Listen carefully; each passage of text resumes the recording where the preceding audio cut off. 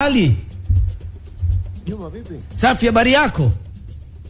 Safi, niambie mwanangu. Bwana, tulikuwa tunakutafuta hapa, tuko kwenye kipindi namba 1 Tanzania hapa Crown Sports. Tuko live Tuko live, umenirudia hapa, tuko live. Kwa hiyo tunashukuru umekuja wakati mzuri kabisa. Nimekuja wakati mzuri. Yaani nimejileta. Umejileta mwenyewe, jambo la heri kabisa. Swali letu la kwanza tu bwana, mmepokeaje waamuzi kutoka nje? Kwa sababu nyinyi ndio mnakwenda kuchezeshwa hapo kesho dhidi ya mtani wenu Simba. Okay. Kwanza kama club ni kiri kwamba we are not aware kwenye decision hii ambayo imefanyika, na kwa kuwa kanuni zinatuelekeza vilabu kama tukiwa tuna shida yoyote na waamuzi ni kuwasilisha kwa maandishi kwa TFF, basi uongozi wa Club Young Africans utawasilisha hayo maoni, mapendekezo, kama kuna malalamiko kwa njia ya maandishi kwa TFF. Kauli inatubana kidogo kuyawasilisha hayo kwenye vyombo vya habari, lakini taarifa hiyo tumeiona kama ambavyo nyinyi mmeiona pia kwenye mitandao ya kijamii, na uongozi utaketi chini kulishughulikia hilo jambo. Kwani kanuni ilikuwa inataka muhusishwe? Hapana, kwa sababu ni jambo ambalo limekuwa jipya kidogo. Kwa hiyo nafikiri ndio wanasema tupo kwenye hiyo discussion ya kuona namna gani tunaweza kuwasiliana na TFF kwenye hili jambo jipya. Kwa nafikiri labda palikuwa pana room pia ya vilabu kushirikishwa kwenye hilo, kuweza kufahamu, kwa sababu yako mambo ambayo yanatakiwa yatazamwe kwa kina kwenye hilo jambo. Kwa hiyo tutawasilisha kwa maandishi kwa TFF hayo mambo ambayo tunaamini yanatakiwa yatazamwe. Mtawasilisha kabla ya mechi yenyewe kuchezwa bila shaka?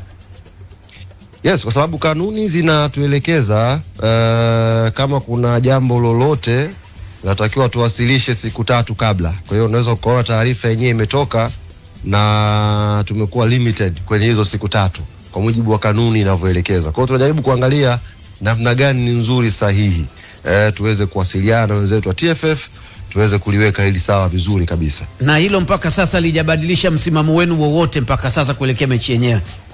No, hakuna ambacho kimebadilika, lakini kama club, kama taasisi ni lazima pia tupate kuelewa kila kitu kwa mapana yake. Kwa mfano Juma, unafahamu mwenyewe kwenye kanuni ambazo tuko nazo hapa, ikitokea labda waamuzi wanakosea kutafsiri sheria kwenye mechi, nyinyi wote ni mashuhuda, mmekuwa mkiona waamuzi wakichukuliwa adhabu mbalimbali, si ndio? Sasa kwa mwamuzi kama huyu tunataka tujue pia kama inakata cross, kwamba ikitokea amechezesha au ametafsiri vibaya kanuni, labda kuna kanuni ambazo zitakata cross mpaka huko Egypt, kwa hiyo anaweza kuchukuliwa adhabu. Kwa hiyo kuna mambo mengi ambayo tunataka tuyapitie kwa pamoja, na lengo ni kupata kitu kizuri. Kwa hiyo uongozi unaketi chini na utafanya hilo jambo kwa TFF inshallah. Na wakati mnafikiria hayo yote, mmekuja na hoja nzuri sana, mjue ikitokea hivi na kuaje, lakini hili tu la kwanza la hatua hii ya kuwaleta kutoka nje, watu wengi wamekuwa kilipigia kelele, ni kama sasa soka linaanza kukua, tunatibu soka linakwenda vizuri. Mimi sipo kwenye position ya kusemea watu wote. Mimi nipo kwenye position ya kuisemea club ya Young African Sports Club, na ninachokuambia ni muongozo ambao naupata kutoka kwenye ofisi ya mtendaji mkuu baada ya kuuliza waandishi wanataka taarifa hii, na upiga simu kupata taarifa na mimi nakuja kuwajuza. Kwa hiyo mimi sisemei umma unavyopiga kelele. Mimi nasemea maoni, mawazo na miongozo ambayo inatoka kwenye ofisi ya mtendaji mkuu wa Club Young African Sports Club. Kwa hiyo hamjafurahia wala mko katikati? Umesema? Mko katikati maamuzi yaliyofanywa na bodi kuleta waamuzi kutoka nje?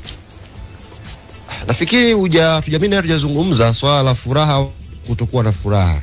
Mimi na wewe nimezungumza namna ya waamuzi hao wamekuja, na nimekwambia kwamba tuko aware, na kama taasisi kwa mujibu wa kanuni inavyoelekeza tutatuma hayo maoni yetu, mapendekezo yetu kwa TFF kama kanuni inavyoelekeza, kwa sababu kanuni inatubana sasa kuanza hapa kuchambua kwamba hiki kiko hiki kwenye vyombo vya habari.